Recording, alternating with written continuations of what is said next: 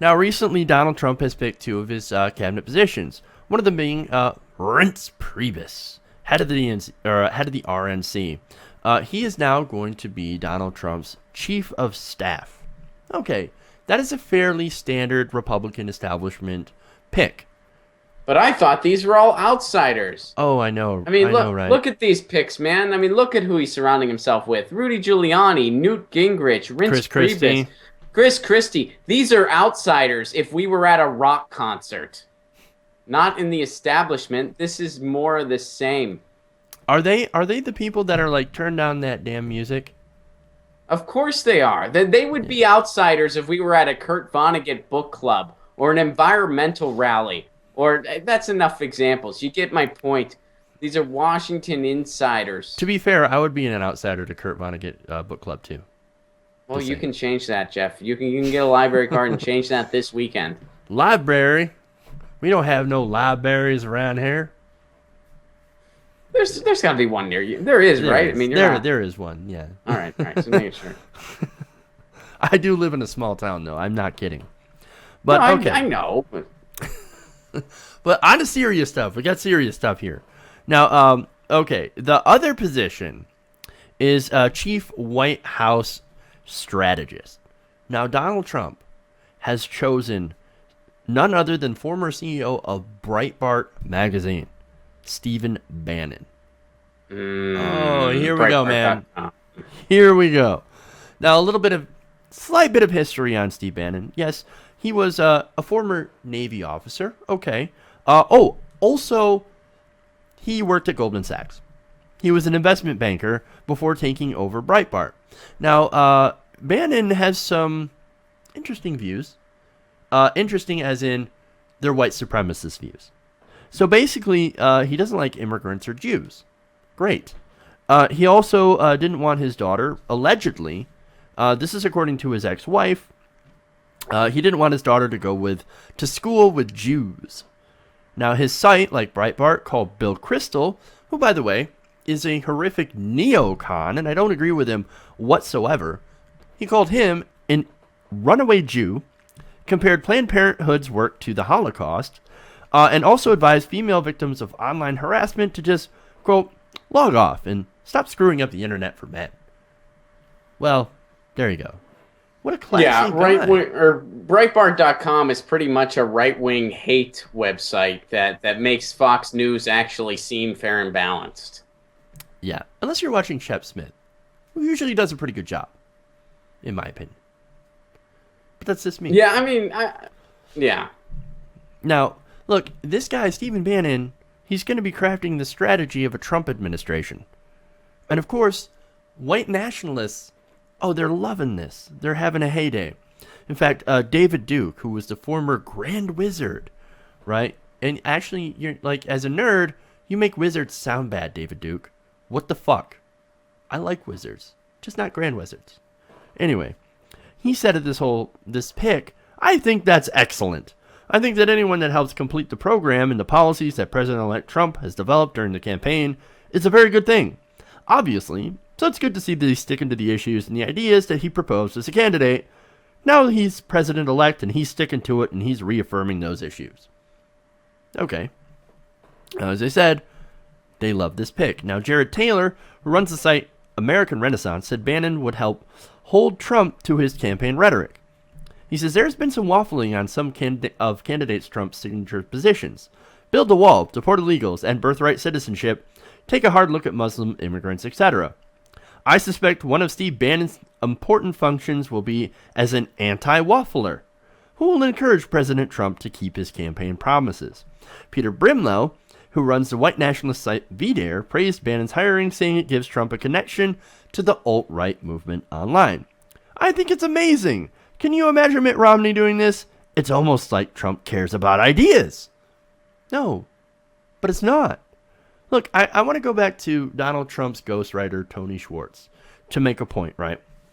Now, he said, when he talked about working with Donald Trump and writing this book for him, he said, look, Donald Trump, he's a transactional man.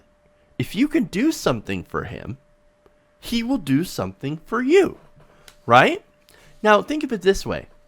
Breitbart carried Trump's water during the primary in the general election campaign. Like Ben Shapiro, who had this famous quote that I love. It's like a Sharknado, except with poop. I love playing that sound clip. That's Ben Shapiro. He formerly worked at Breitbart, and he quit. And he says, look, it was a horrible place to work. Essentially, we turned it into Pravda for Donald Trump. It was all pro-Trump propaganda. Now, so in return for that propaganda, Donald Trump says, thank you for helping me through this campaign. I will now reward you with a position. Does that mean he agrees with everything Stephen Bannon says? I don't really know. I'm not actually sure that he cares. But see, what he does is that he puts people in power that do him favors. And that is, of course, the very thing people hate about Washington. Look, White Supremacist, for example. Another example. Stood by him, made sure he got some of that establishment money to run his campaign. Bannon gave him their version of Pravda, and there you go. To me, that explains these two picks perfectly. You do something for Trump, he's going to reward you. Now, the bad thing about that is that Stephen Bannon is now going to have the ear of the most powerful person in the world. And see, this is dangerous, not to you or me, Ron, and some of you watching at home, but to Muslims, people of color, and immigrants, and women, it is dangerous. And it's not the rhetoric that we're talking about when we say that. It's the policy ideas that are going to be forged and pushed forward and whispered into Trump's ears. That's what's the dangerous part. Absolutely. I mean, there are so many things going on here. First of all, Trump is such a bizarre, backwards anomaly when it comes to press freedom. This is a guy that has banned multiple outlets: Washington Post, BuzzFeed, Des Moines Register.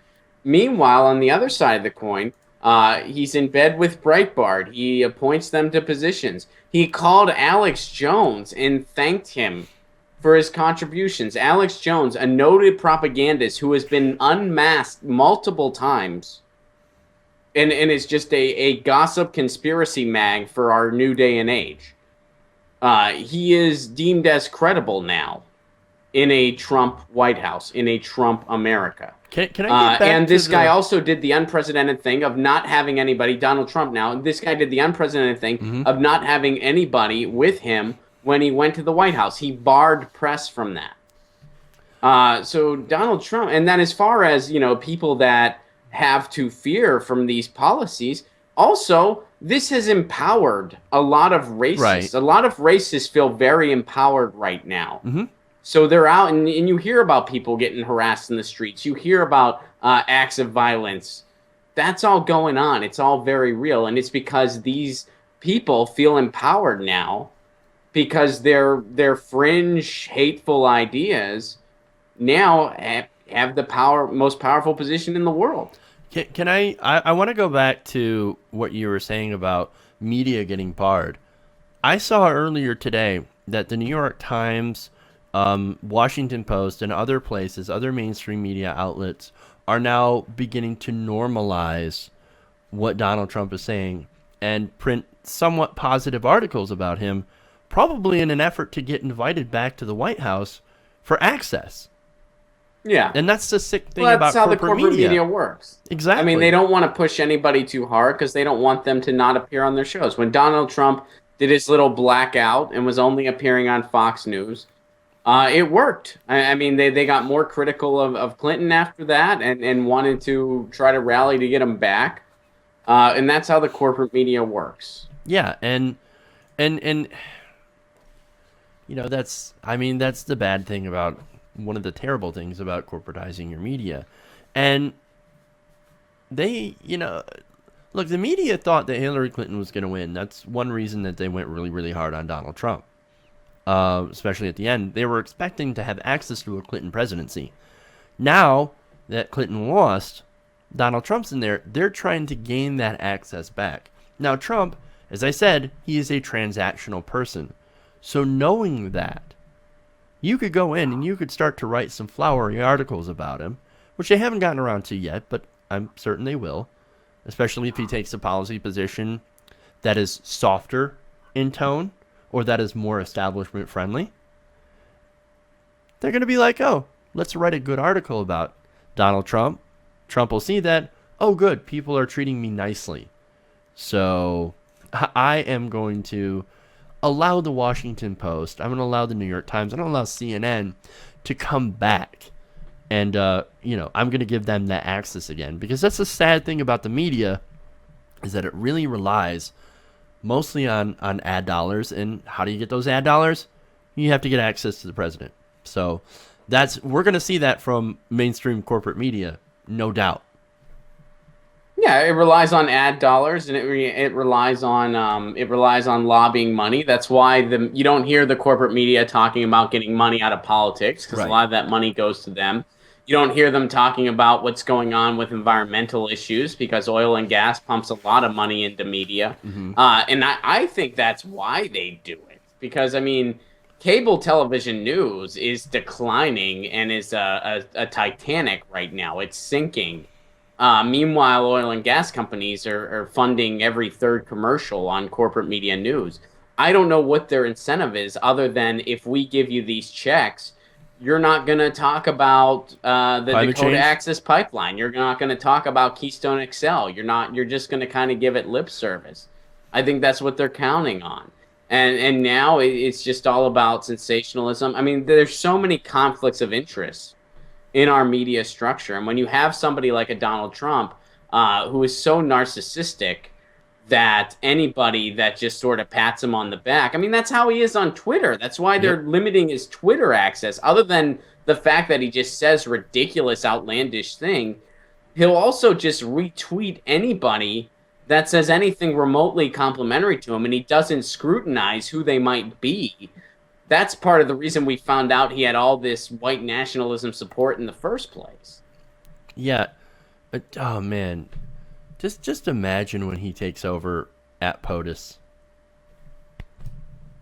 Dear Yeah, God. I mean, there's a certain Orwellian tinge to what he's about, and it's disturbing to see. We are in for some trouble, let me tell you. Hey everybody, thanks for watching this video. If you want to see more like this, please hit the subscribe button below.